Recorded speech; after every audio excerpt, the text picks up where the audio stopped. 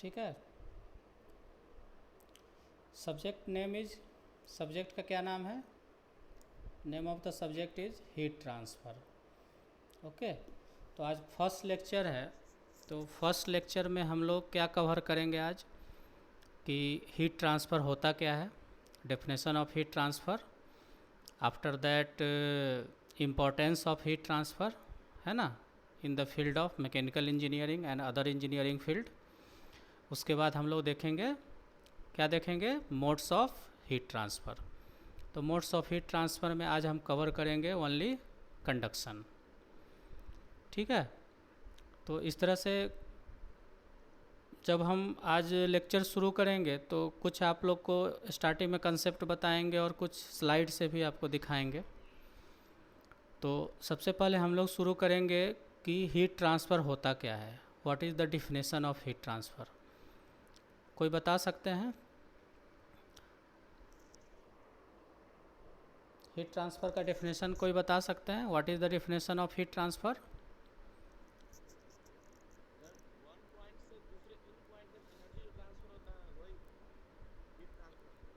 हाँ, one point to another point, मतलब कि one region to another region, है ना। दिस इज ए, क्या है, हीट क्या है, this is a type of energy, है ना। हाँ, और heat can flow from higher temperature region to lower temperature region spontaneously. अगर नेचुरली हम लोग देखेंगे तो हीट एनर्जी हमेशा हायर टेम्परेचर से लोअर टेम्परेचर फ्लो करता है विदाउट कंज्यूमिंग एनी वर्क। लेकिन जब हमको लोअर टू हायर फ्लो कराना होगा तो आपको क्या करना होगा, सम वर्क इनपुट देना पड़ेगा। तो हीट ट्रांसफ़र को अगर हम लोग डिफ़ाइन करेंगे तो हीट ट्रांसफ़र होता क्या है, the heat transfer can be defined as the transmission of heat energy, okay, transmission of heat energy from one region to another region, ठीक है, as a result of temperature difference. मतलब कि temperature difference होगा तभी heat flow हो सकता है, otherwise heat flow नहीं होगा। अगर टेम्परेचर डिफरेंस नहीं होगा, टेम्परेचर कांस्टेंट हो जाएगा, तो आपने थर्मोडायनेमिक्स में पढ़ा होगा कि जीरोथ लॉ में क्या होता है, सभी बॉडी क्या होता है, सभी बॉडी क्या हो जाता है जीरोथ लॉ में, थर्मल इक्विलिब्रियम में आ जाता है। ठीक है, तो थर्मल इक्विलिब्रियम में जब आ जाता है तो वहाँ पे कोई भी बॉडी न हीट रिलीज करता है और न ही हीट गेन करता है। मतलब कि हीट ट्रांसफ़र के लिए, ट्रांसमिशन ऑफ हीट के लिए आपको टेम्परेचर डिफरेंस होना मस्ट है। समझ गए? अब एक क्वेश्चन ये है कि सेकेंड ईयर में तो आप लोग पढ़े हैं थर्मोडायनामिक्स, और उसमें भी हीट की बात हुई है ना। अभिनव सर पढ़ाए थे थर्मोडायनामिक्स और उसमें भी हीट की बात हुई है। तो कोई मुझे बताइए कि थर्मोडायनामिक्स एंड हीट ट्रांसफर में दोनों में डिफरेंस क्या है, what is difference between thermodynamics and heat transfer, बता सकते हैं कोई?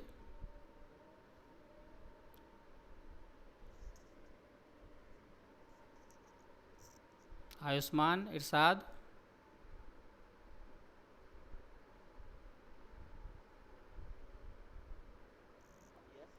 हाँ हाँ बताइए, थर्मोडायनामिक्स और हीट ट्रांसफ़र में डिफरेंस क्या है, दोनों सब्जेक्ट अलग अलग क्यों ऐसा दिया गया है? ऐसा क्या चीज़ है जो थर्मोडायनामिक्स में आपने स्टडी नहीं किया है हीट के बारे में?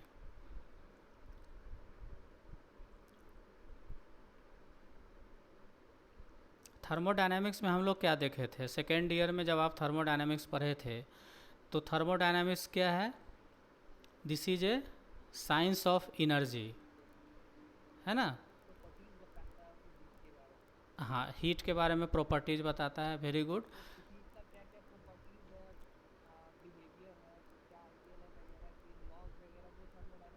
हाँ, very good, laws.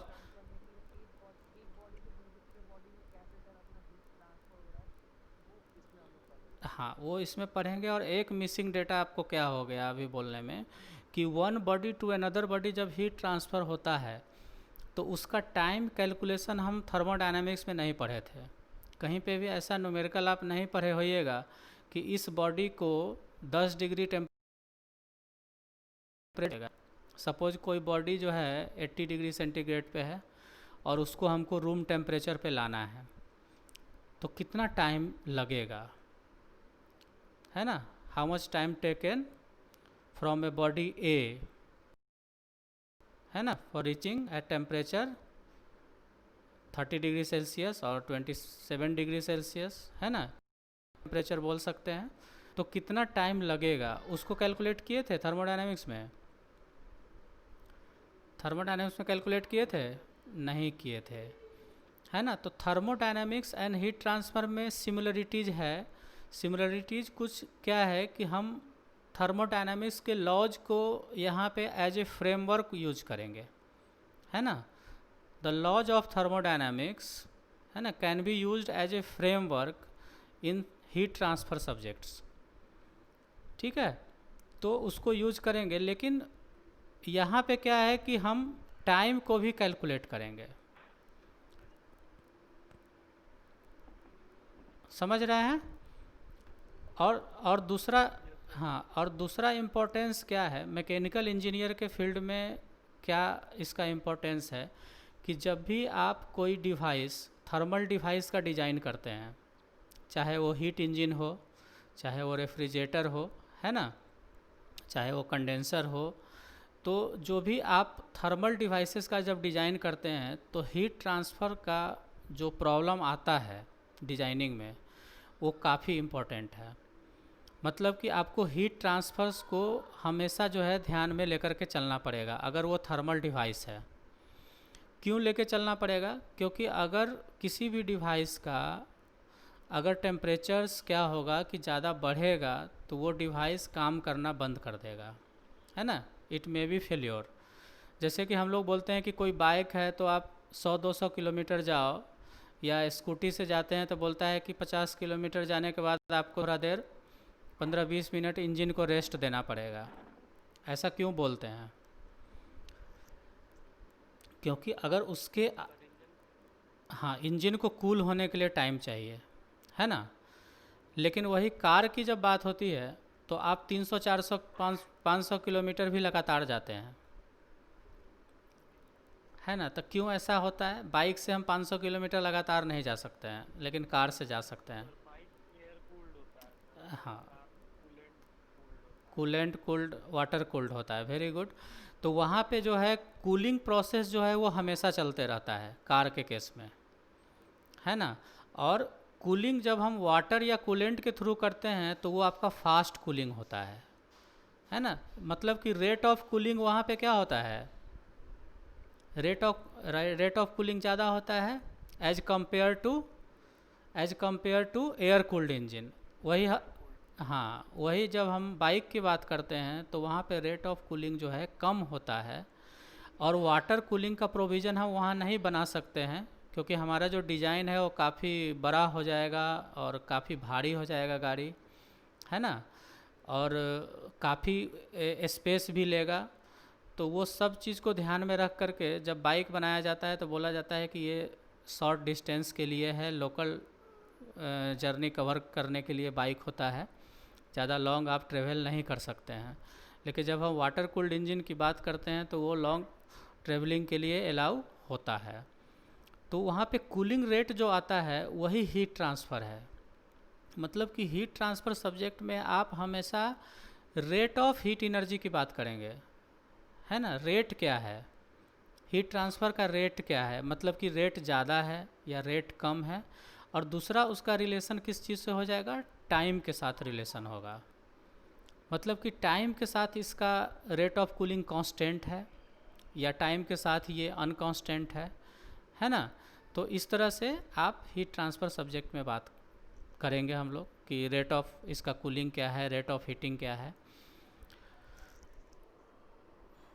Saurabh admit हो रहा है, ठीक है। सेकेंड थिंग, अगर इलेक्ट्रिकल इंजीनियरिंग के फील्ड में देखेंगे तो इलेक्ट्रिकल इंजीनियर्स को भी हीट ट्रांसफ़र के सब्जेक्ट का नॉलेज होना चाहिए, बेसिक नॉलेज। क्योंकि जब आप इलेक्ट्रिक मोटर का डिज़ाइन करते हैं तो इलेक्ट्रिक मोटर्स या पंप जो होता है, आप देखते होइएगा उसके बॉडी पे फिन्स लगा हुआ होता है, है ना।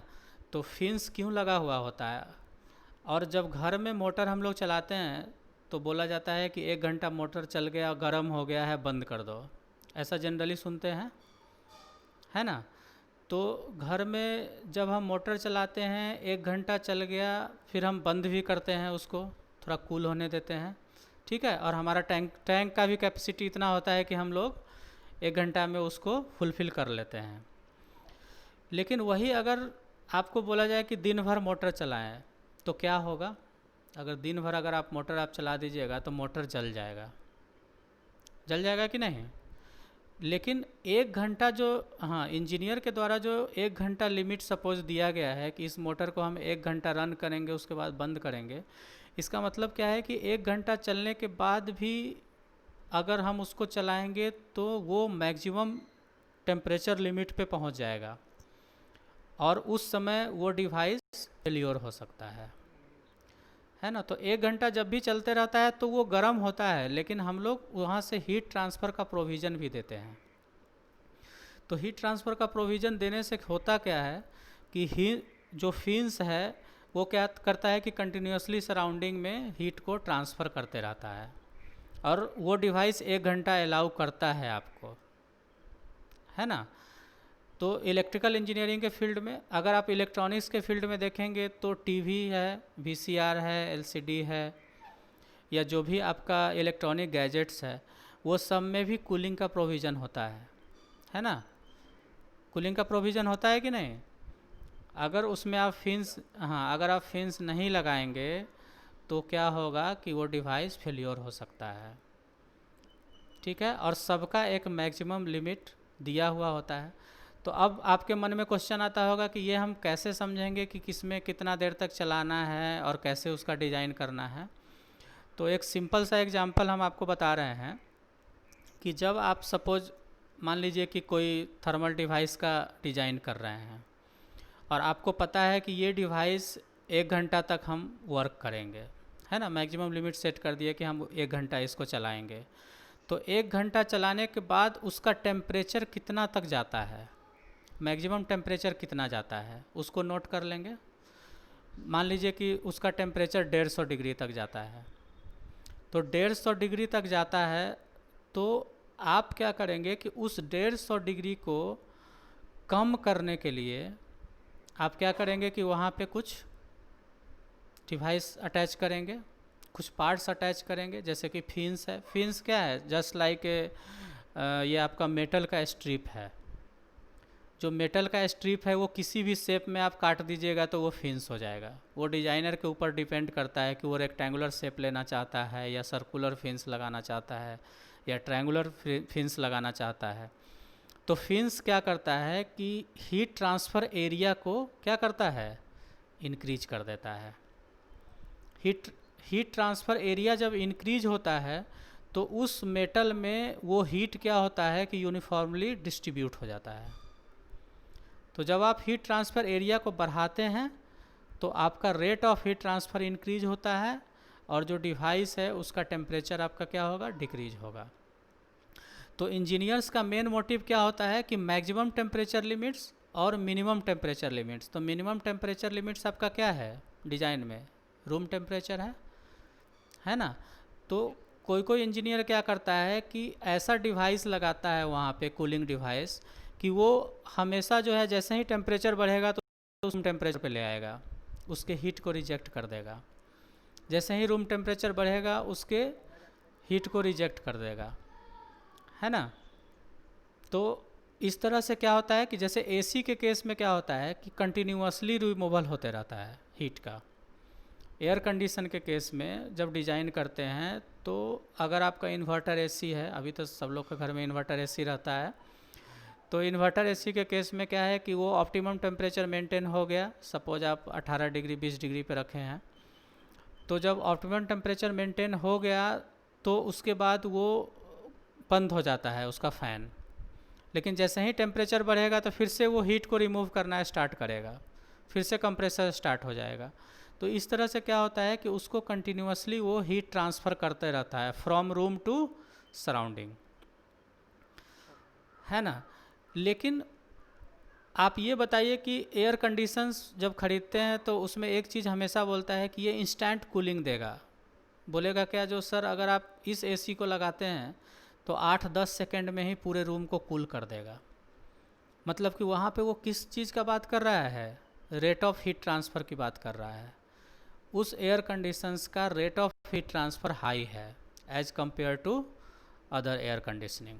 जो सस्ता वाला एसी होता है उसको रूम टेम्परेचर्स जो आप सेट करते हैं उसको मेंटेन करने में ज़्यादा टाइम लगता है, और महंगा वाला जो एसी होता है वो काफ़ी कम टाइम में उस चीज़ को मेंटेन कर लेता है। तो हमेशा वो रेट ऑफ हीट ट्रांसफ़र्स की बात करता है।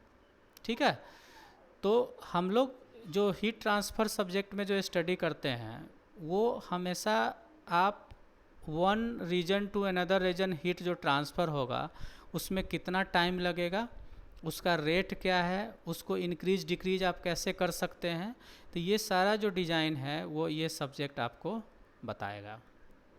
समझ गए? सब लोग को समझ में आ गया? सब्जेक्ट का इम्पोर्टेंस समझ में आ गया है ना। और इंडस्ट्री की अगर बात करेंगे तो जहाँ पे भी आपका इंडस्ट्रीज थर्मोडायनामिक है ना, थर्मोडायनामिक सिस्टम पे जहाँ पे भी वर्क कर रहा है, जितने भी थर्मल डिवाइस है, चाहे वो हीट एक्सचेंजर्स हो, चाहे वो क्रायोजेनिक एप्लीकेशंस के थ्रू हो, वो सब डिवाइस में आप देखेंगे कि हीट ट्रांसफ़र का नॉलेज जो है यूज होता है, और हीट ट्रांसफ़र का प्रिंसिपल यूज करके ही हम उस डिवाइस को क्या करते हैं, डिज़ाइन करते हैं। तो ये बेसिक इंट्रोडक्शन हो गया। अब इसके